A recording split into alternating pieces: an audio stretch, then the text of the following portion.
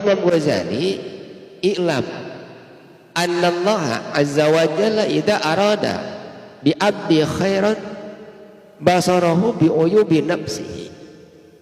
Kanyahokeun ku ajeun saenya-nya hiji jalmi anu dikarepkeun ku Gusti Allah, eta jalmi teh jalmi anu mulya, maka eta jalmi dipasihan basiroh, dipasihan mata hati, dipasihan panempo, bisa nempok karena aibna dirina sorangan gitu. Jadi jalmi anu mulia teh jalmi anu ku Allah dianggap jalmi anu sae teh apaleun karena kaawonan dirina gitu. Sabalikna upami jalmi anu hina nyata jalmi nu teu apaleun karena kahinaan dirina gitu. Urang teh nah bet ngarasa jalmi dimuliakeun ku Gusti Allah sabab eta jalmi ngarumaoskeun bahwa kamuliaan teh sanes milik anjeunna, tapi kamuliaan teh dipasihan ku Gusti Allah. Jalmi dimuliakeun ku Allah kulantaran ilmu, padahal jalmi mah dirasakan teh bodoh.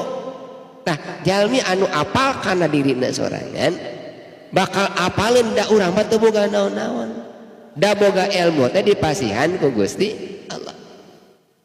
Jalmi teh bakal dimuliakeun ku Allah teh kulantaran hartana, da jalmi teh asalna teh miskin, dibeungharkeun teh eta teh dibeungharkeun ku Gusti Allah. Nu akhirna jalmi nu apal kana dirina dimuliakeun Gusti Allah moal ngarumasakeun kamuliaan teh milik dina tapi pamasan ti Gusti Allah. Jalmi teh eta dimuliakeun kulantaran pangkatna, eta jalmi diangkat ku derajat Gusti Allah kulantaran pangkatna. Tah nu masihan pangkat teh sada baheula mah urang teu gaduh pangkat, eta dipangkatkeun teh nyaeta ku Gusti Allah.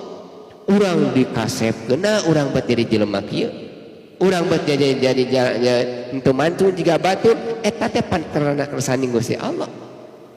Urang dimuliakeun ku Gusti Allah. Namawi jalmi anu diharapkeun eta jalmi anu mulia muah Allah bi abdi bi basoroh dipasihan basiroh mata hati tiasa apa kana dirina basa bi uyubin nafsihi kana kakurangan dirina.